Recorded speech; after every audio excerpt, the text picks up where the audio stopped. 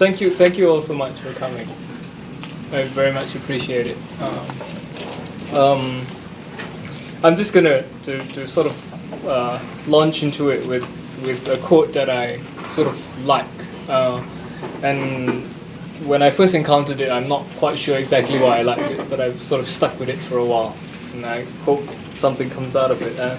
It's by Hélène Cixous, and her line goes, "I tell you yes. I begins us with a yes. Yes begins us." And it is this us that is the site of thought. For in order to begin thinking, we have to open a relationality between ourselves and something or someone, between ourselves and another. Thinking begins with a yes. But in order for that relation to be opened, one would first have to be open to that, to its possibility. Thus, it is an openness that precedes thinking, even as much as one is thinking as one opens that relation. It is, and we might never quite be able to say with any certainty what it is, both the condition and an approach to the possibility of thinking itself. And here we have to attend to the fact that it is not one who begins us with an S, with a yes, but an I. So not only is it an active decision, it is one that is made by a singular person. And in that moment of deciding, the I cannot escape, retreat, hide behind universality. There is no duty imperative framework that makes the decision for the I. It is only such as I have chosen it to be so. I have called us to begin with that yes, even as it can only come as the yes is uttered. Thus opening oneself to a relation with another resides in the yes. Yes is the very condition and juncture of the relation we are speaking of. But if opened by an I, then perhaps only that of Hélène Cixous. And by reading her I, do I then also make it mine? Make her mine? Which opens the question of its legitimacy, for my reading of her I might never have anything to do with her. The I might well only be voices in my head. Which might suggest that we have moved back into the realm of an imperative, a duty, a call. But one in which one can never be quite certain from where this call is emanating. Where is it coming from? So perhaps the risk here is not just that by responding to a call one might make it one's own, but that acknowledging the possibility that it might be a call already opens the possibility of us. And us that could only happen because of the intervention of the I. The answering that might have already happened when one says yes to the possibility of the call, to the possibility that it is a call. An openness and opening that resides in the yes, even as yes, it is only opened by an I. A yes that is preceded by the yesness of the yes. A yesness that can only be called into being by an I who cannot yet know of it. Or perhaps even a yes that always carries with it the yesness that escapes the yes. For even as the yes is open, this is an affirmation that cannot be a complete affirmation. If that was so, this would be a yes that completely consumes the object that it is purporting to open a relation with. At that point, the object or person that the I is in a relation with is subsumed under the self, which would be the end of the possibility of that relation. Perhaps here is the notion of possibility that we have to pay most attention to, keeping in mind that potentiality is not merely a phase preceding actuality. Which is not to say that nothing will happen.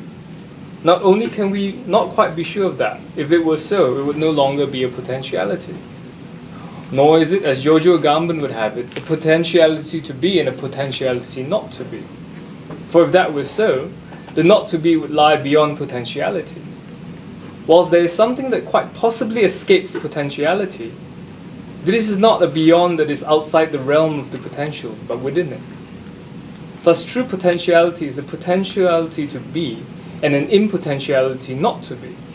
A potentiality that negates itself as a negation, but still shimmers there, as the possibility of a non-negation. In other words, even as there is a yes, in order for it to be an opening to thinking, to thought, it has to always carry the spectre of a no in it. And if thought is an openness to possibility, then there has to be the potential for thought to not only amount to nothing, but also be non-thought itself.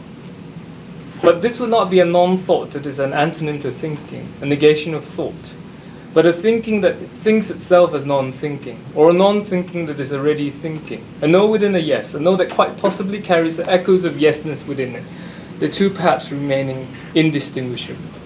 A yes carrying echoes of a no. A yes that opens the possibility of a relationality, a possibility that is maintained as such only by the possibility of a no within, a no that perhaps cuts but never quite wounds. A cut that opens, keeping in mind Jean-Luc Nancy's reminder that it is space that is first needed to touch. Perhaps then a no that not only maintains the proper distance between the two saying yes, the two that attempts to open a relation with each other, but more than that, the no that opens the possibility for yes to even begin us. A no that we find in the opening lines of Hanif Qureshi's novel Intimacy. The opening line being, "It is the saddest night, for I am leaving and not coming back." A no uttered by the protagonist Jay, to no one in particular, perhaps not even himself. For one must try to remember that even as one encounters his thoughts at its beginning, that they touch one at the start, Jay spends most of the novel doing absolutely nothing.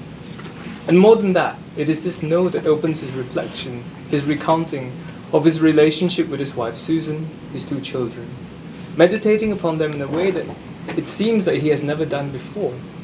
So even as he is ostensibly enacting, or at least uttering a break from them, he is also opening another, perhaps even more intimate, relationship with them. And in this way, the time he remains with them, eventually he does leave, is a time that pulses and moves within chronological time, that transforms chronological time from within. While it might be really strange here to evoke Agamben's meditation of messianic time right here, one should not forget that the realm of memory, of remembering, is not just achronological, ahistorical, nor merely historical, chronological. It is a time that evokes what has already happened, and whilst doing so always also brings what is recalled back to one in the present. However, this particular parousia involves the second coming of an event that may or may not have happened. And here, one should never forget that one has no control over forgetting. And thus, not only is each memory potentially unreliable, one can never be sure of each act or memory. Remembering might always already have forgetting written into it. Where even if what one remembers is true, has a truth, aletheia, there might always be a certain forgetting, oblivion, lethe, inscribed in it. Perhaps here one might even open the register that forgetting is the very condition of memory itself. For if there is no forgetting, no possibility of forgetting, there would never be any need to remember in the first place. Thus, when one remembers, one is not only recalling a time that has passed, one is also potentially calling forth a possibility that has not quite happened, a future possibility, not from somewhere outside one's own time, but from the time that remains within one's own past, one's own time, which, reopening our registers to Agamben, can only mean a radical transformation of our experience of time, or if one prefers, times. Moreover, we should recall Agamben's lesson that the messianic is not the end of time, but the time of the end. What is messianic is not the end of time, but the relation of every moment, every kairos, to the end of time and to eternity, which suggests that, without even needing a divine notion to time here, it is a time which always already knows its own end, without actually knowing where the end is. A time which bears in mind a time when it is no longer time, a time which is non-time in time. Time in relation with its other. And what else is a relation other than an attempt to be in relation with another? A relation that calls to another and yet never subsumes the other under the self. Or in Alain Badiou's conception, a construction, a life that is being made no longer from the perspective of the one, but from the perspective of the two. Or as Badiou would call it again, the moment of love. Keeping in mind that love always starts with an encounter. And I would give this encounter the quasi-metaphysical status of an event, namely of something that doesn't enter into the immediate order of things. This is not a fusing of two into one, the romantic notion that continues to haunt thinking of love to haunt any thinking of love. A notion not only, as in classic mythology, that leads to its death, but more importantly, leads to the effacement of one by another, an effacement of relation itself. Instead, this is love that invents a new way of lasting in life, a new way of experiencing time, where the invention involves the transformation of the absolute contingency of an encounter with someone I didn't know into something that finally takes on the appearance of destiny. In other words, love is the moment in which another time is written into one. The time of another that transforms one's time whilst also always remaining other, always also remaining a time that remains. A time in tune with another time, yet also not of the same time. It is with time, contemporaneous, with and not with at the same time, an impossible time. Here perhaps it might be the time to open the dossier of fidelity, and in particular attend to the question of the relation between fidelity and its object, to the question of, must there be an object to fidelity? For if one is faithful to something or someone, is one responding to the what, the characteristics of the thing or the person, or the who, the person or the thing as such? Which is not to say that the what and the who are necessarily distinguishable, separable. However, if we open the register that the who is always already beyond us, outside of knowability, if only slightly, this suggests that it is the spectre, the potential unknowable, that haunts all relationality. Thus, even if there is an object to one's fidelity, for without which one cannot even begin to speak of fidelity, speak of a relation, this might well be an objectless object, or at least an object that remains veiled from one. And whenever we open the dossier of fidelity, the notion of love is, of course, quite possibly never far behind. A notion that one often encounters true, a notion that might well come true, call us true, the phrase, I love you. A phrase that Badiou reminds us is usually thought to be completely meaningless and banal. But what it also says, and here I am perhaps irresponsibly disregarding one's intentions, or even the subject utters a sentence, a phrase that is, I shall extract something else from someone, I shall extract something else from what was mere chance. I'm going to extract something that will endure, something that will persist, a commitment, a fidelity. When one says to another, I love you, you say to that someone living, someone standing there in front of you, but you are also addressing something that cannot be reduced to the simple material presence, something that is absolutely and simultaneously both beyond and within. Or perhaps even, something that is simultaneously beyond whilst extracted within. And even as one posits that one extracts something that will endure, the thing that lasts, that stays with us, that might well be the sign of fidelity is perhaps only to come, a veneer. Thus, I love you is an utterance of relation, of a relationality between a self and a you. A relationality, particularly if the other, both others remain wholly other, in which the two in relation with each other remain unknown, where the other remains veiled. And if love is the openness of one to another, it is a relation where the eye is altered, but perhaps in ways that one remains blind to. More than that, since the two, the I and the you, are and remain unknown, the relationality itself, love itself, might well also remain hidden from one. Thus, I love you is an utterance of relationality that does nothing more or less than promises relationality between one and the other. An utterance of fidelity or infidelity to the possibility of a relation. And here, as the dossier on promises is open, one might also hear echoes of Werner Hamacher's teaching that whenever there is a promise, something other than the promise and something other than language, or simply another language, is also spoken. What is promised is always something other than understanding, other than another understanding, and other than the alteration of understanding alone. Something unpromisable, something that is always already not of the promise, not in the sense of being excluded from promises, certainly not antonymous to promises, but something that escapes being promised, even as it is part of the promise. For in order to promise, There has to be something that is only to come, something not quite yet, something beyond, where the something that is promised cannot even have the status of a thing, or at least a known thing. Therefore can never be a referent to the promise. Which means that even as it is being promised, keeping in mind that promises can only take place as a relation, in relation to another, it is a relationality with a promissory utterance statement, without which there cannot be any promise, is one that is without correspondence, is catachrisic.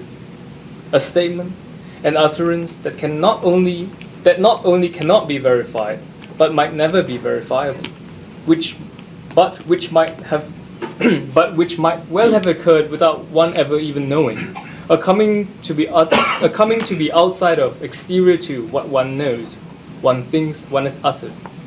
Which means that it is not so much whether it is promised or not, but that the unpromisable cannot be promised because one cannot know of it even when one has uttered it. Or even, the unpromisable cannot be promised because even when it is uttered, it is not, cannot be, is not quite yet stated. Thus, re-echoing Hamacher, promising means nothing else, a promise of the mere possibility of making promises. Which is not to say that the one that is promising is not responsible for the promise, for the utterance of the promise. For one must never forget that even as it is perhaps always only in potentiality, it must also be uttered. A promise only exists, if it can be said to exist, in and through language. Keeping in mind that oftentimes language says far more or far less something other than what we are saying, writing. Or to turn to Hamacher once again, speaking a language means nothing else than speaking as one who does not yet have a language. As one who is speaking as if one can speak a language. As one who is doing nothing other than promising to speak a language. Speaking in fidelity to the possibility of speaking a language.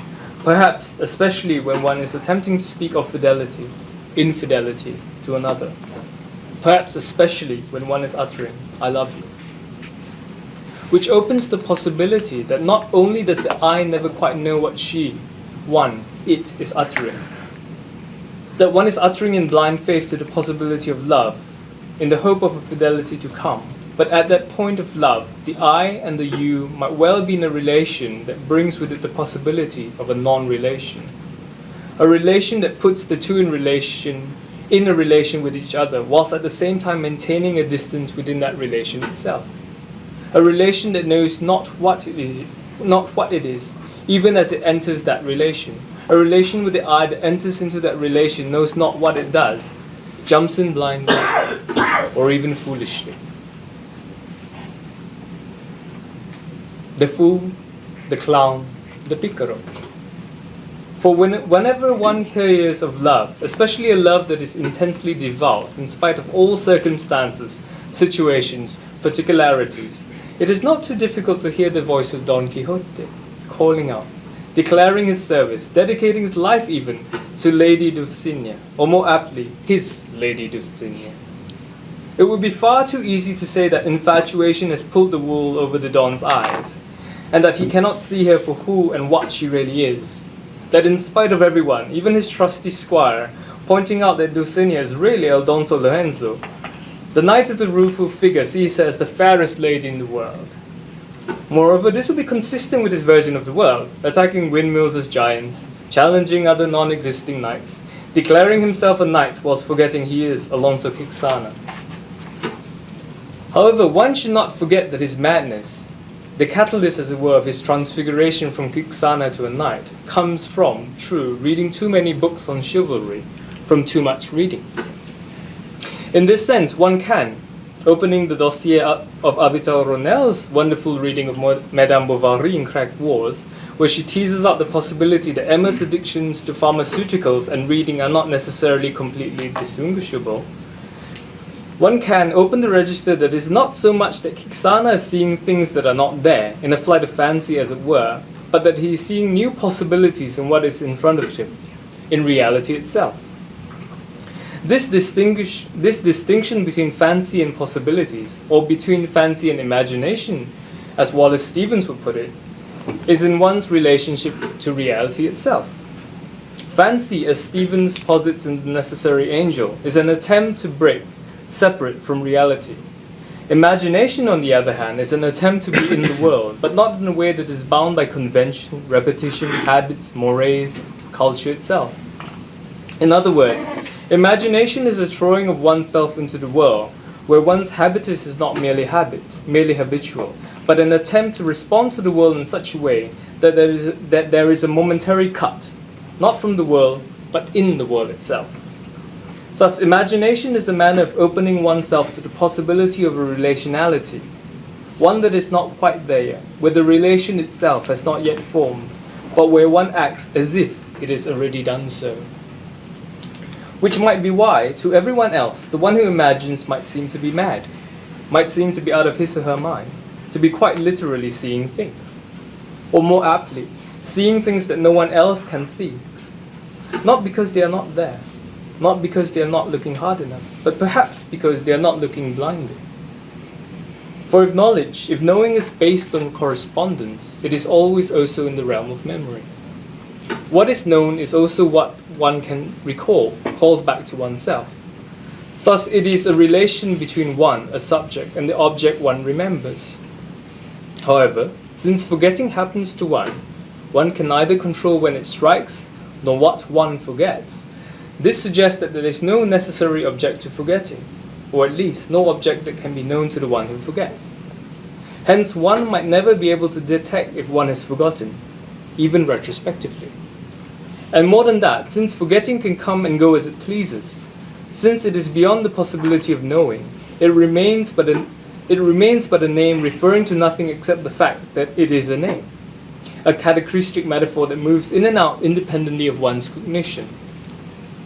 Thus, there is no reason to believe that each act of memory might not have forgetting inscribed in it, which opens the possibility that this moment of madness, this moment of seeing what no one else sees, is also a glimpse into forgetting.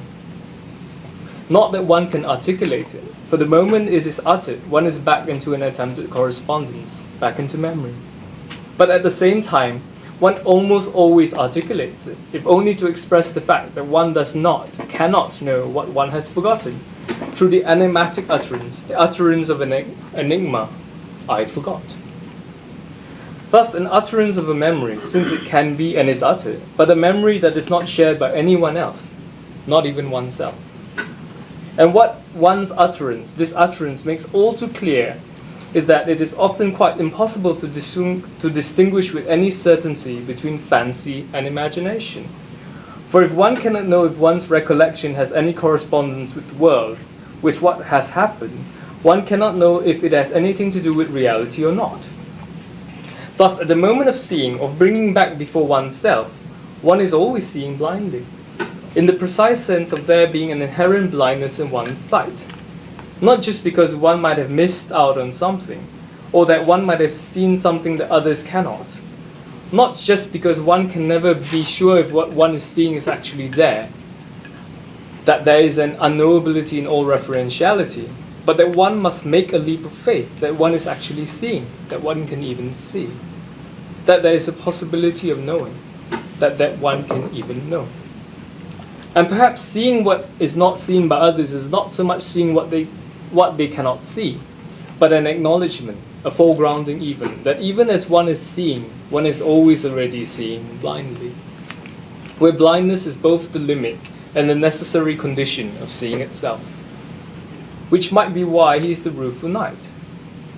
For what he is sorrowful about is the fact that not only can no one else see the lady Dulcinea, but that even as he can name her as the fairest of ladies, her beauty is impossible and chimerical, a beauty that is only that which poets assign to ladies, a beauty that is such perhaps only because he has named her as my mistress and my queen, or even that her beauty is impossible as it is only in her naming her as queen and mistress, and that it will, Dulcinea will, always remain chimerical, even to him. Which brings us back to the beginning, and to the question of the relation between between love and the who and the what. The question of, do we love someone for who they are or what they are? even as they remain potentially inseparable. Perhaps one catches a glimpse of the who in these moments of foolishness, in these moments when everyone else calls one mad, a fool. Not that one might necessarily be able to know what this glimpse even is, but only that one names it so, in the moment that one names the other as the loved one, in the moment of uttering, I love you.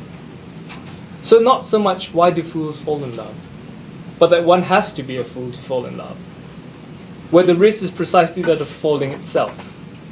Not just when love fails, but perhaps even more so when there is a momentary opening of the two between one and another, where in that moment there is a coming together, even as both remain wholly other from each other. And here we should never forget the risks involved in any potential communion. For as Georges Bataille teaches us, communication cannot proceed from one full and intact individual to another. It requires individuals whose separate existence in themselves is risked, placed at the limit of death and nothingness. The moral summit is the moment of risk-taking. It is a being suspended in the beyond of oneself, at the limit of nothingness. Perhaps then the risk is precisely that the two can no longer quite remain wholly other, cannot remain whole, that what is open, ruptured even, is quite possibly oneself. That at that point, he really is no longer Alonso Quixana, but is Don Quixote. As to why do they fall in love, why do fools fall in love? If the question is one that is calling for a reasonable response, a response of reason, perhaps the only possible reply is another question. So why do birds sing so gay? Which is perhaps a way of saying, I don't know.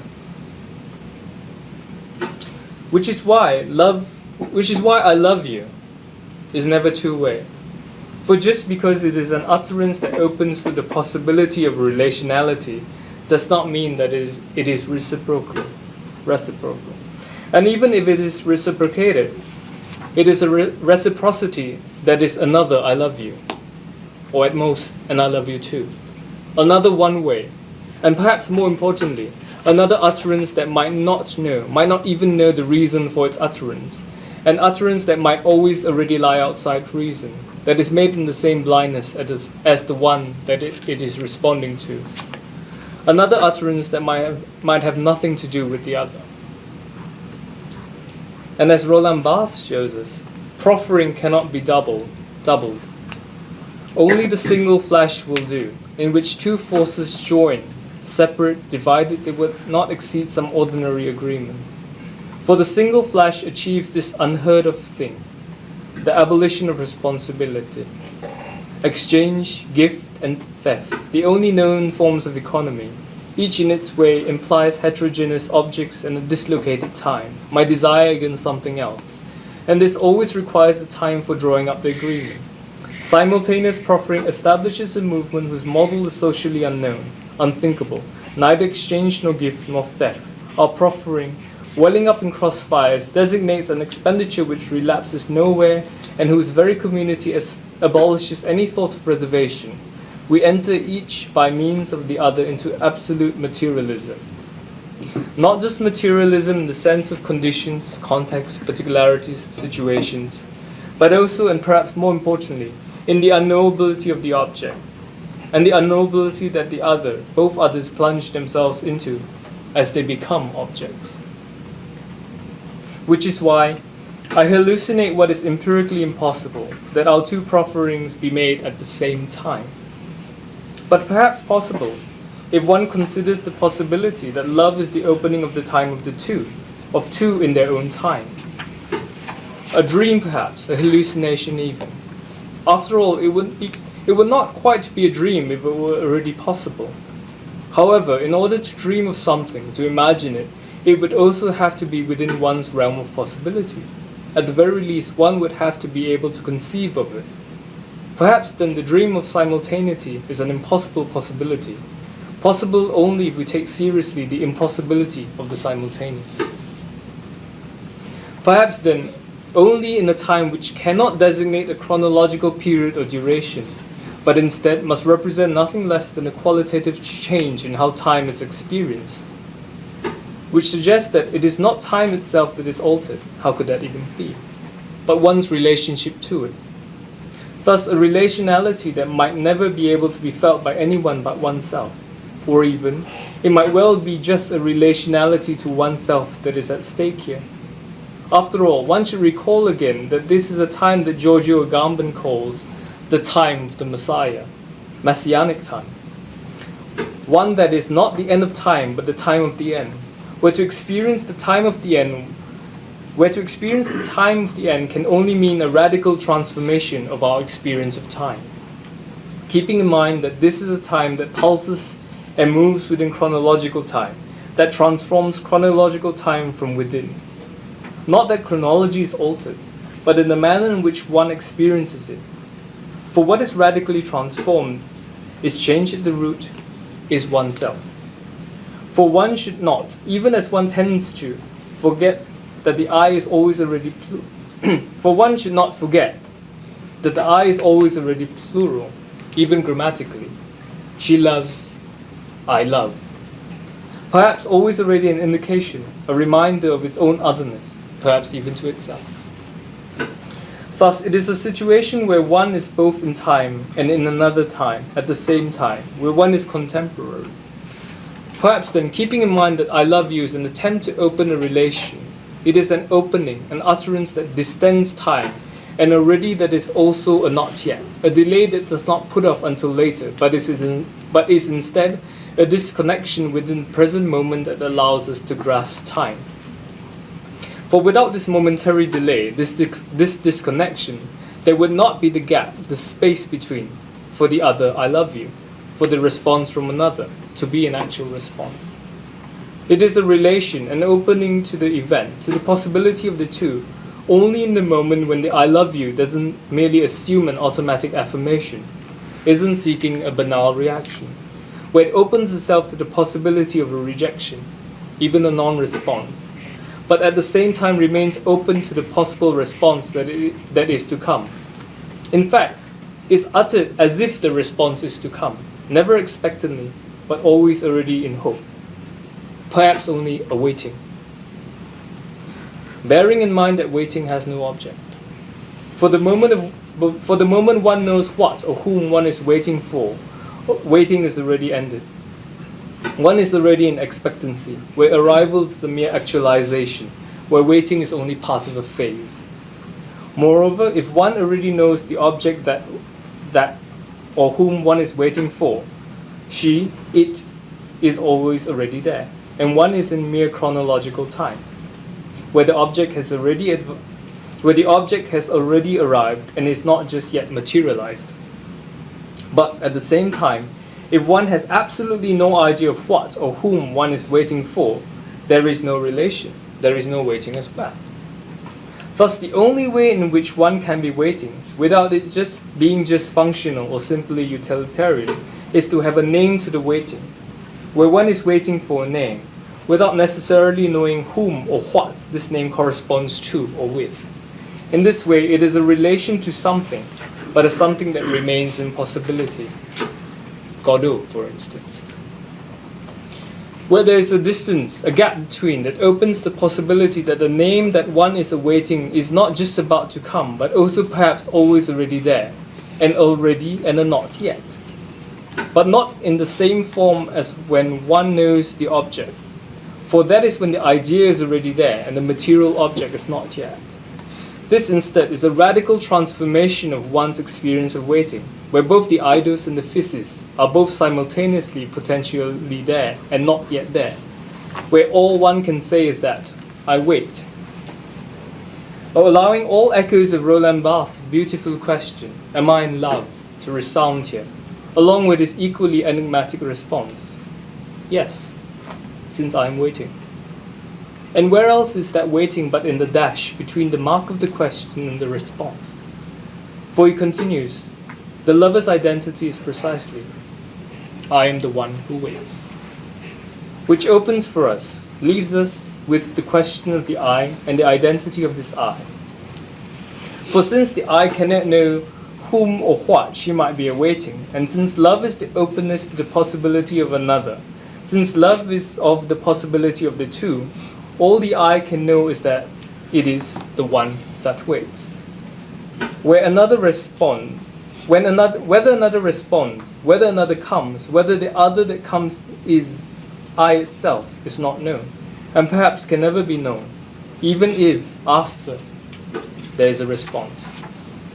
For the I love you that one hears might always only be perhaps voices in one's head, which might be why one can say, at least in English, that I am a faithful person, that I am a person of faith. For faith always already brings with it a notion of doubt, without which it is already only a matter of knowledge, of knowing. In order for there to be faith, one has to also acknowledge that one believes in spite of the fact that it might be untrue, or at least that the object of one's faith might be veiled from one. Thus, it is a relationship between one, the I, for to have faith, one must say that one is, that it is I who professes faith, and an object that is already and also not yet. For to know that I am a faithful person, one would both have to already be faithful too, and yet also has to wait until the end of the relation to know if one has been faithful. Hence, I am a faithful person is, and can always only be a profession, a promise, acting as if one is faithful. And in acting out as if one lives as a faithful person, one has a radical transformation and is always already, even as one is not yet faithful, can never be faithful enough. Which is also why I am a faithful person must be an utterance. For it is and cannot ever be at the level of fact. It is only so as it is said to be. It is not even a performative statement, even as it might affect another, might sometimes be perlocutionary, but refers to nothing except its own utterance, thus nothing except call itself, one's own faithfulness, into being. And more than that, it is an utterance that awaits the possibility of its own being, or even becoming, an utterance that is faithful to the possibility of its own fidelity, an utterance that remains faithful to itself, one made in fidelity to nothing, but the possibility of fidelity. An utterance that, returning once again to the beginning, to the voice that continues to resound with us, returning to the echoes of Hélène Cixous, the echoes that whisper, I love you.